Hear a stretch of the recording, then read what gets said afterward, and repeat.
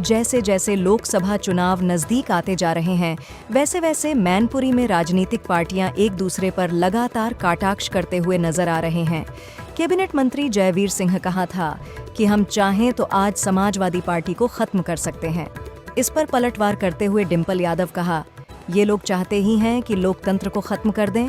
इनकी भाषा से ही ये हमें समझ जाना चाहिए और सचेत हो जाना चाहिए कि ये लोग देश में लोकतंत्र और संविधान को खत्म कर देना चाहते हैं।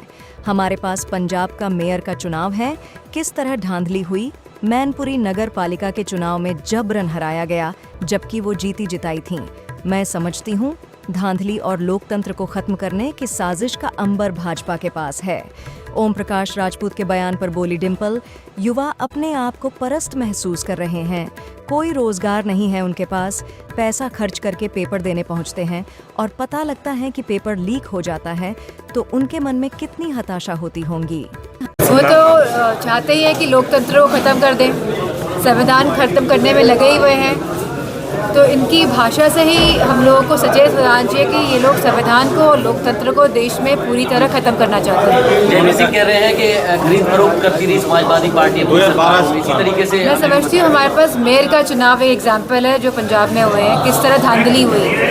जो हमारी यहाँ से जो कमल राजपूत जी की जो पत्नी लड़ी थी, उनके साथ उनको हराया गया। यहाँ पे नगर पालिका के चुनाव में जीती जिताई थी वो और उनको हराया गया। तो मैं समझती हूँ धांधली और लोकतंत्र को खत्म करने की साजिशों का अंबार है भाजपा के पास।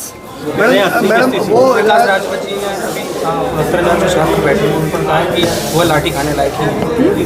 उन्होंने कहा है कि लाठी खाने लायक ही छात्र ओम प्रकाश राजपूत जी का बयान। मैं समझती हूँ उनको समझना चाहिए कि जो युवा हैं, जो छात्र हैं, वो कितने अपने आप को परास्त महसूस कर रहे हैं। कोई रोजगार नहीं है, पेपर भरते हैं, पैसा खर्च करके पहुंचते हैं और वहाँ पहुंचने के बाद जब पेपर लीक हो जाता है तो उनके मन में कितनी हताशा होती होगी।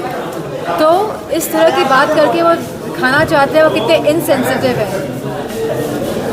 पर टूरिज्म मिनिस्टर ने जो बयान दिया है कि कल हम चाहे तो कल समाजवादी पार्टी को खत्म कर देंगे, कैसे लेती हैं आप? मैंने अभी इस बात का जवाब दिया है कि समाजवादी पार्टी हमेशा संविधान की रक्षा करेगी और जो भाजपा है ये पूरी तरह से पूरे देश में लोकतंत्र को ख़त्म करना चाहते हैं और संविधान को भी मिटाना चाहते हैं। तो ये लड़ाई बहुत ही ज़रूरी है कि सब लोग, सब जाति और वर्ग के लोग आएँ और संविधान को बचाने में समाजवादी पार्टी का सहयोग करें, क्योंकि ये लोग चाहते हैं कि अच्छी शिक्षा बच्चों को ना मिले, अच्छा स्वास्थ्य सेवाएं ना मिले, और शिक्षा नहीं मिलेगी तो बच्चों कैसे आगे बढ़ पाएंगे।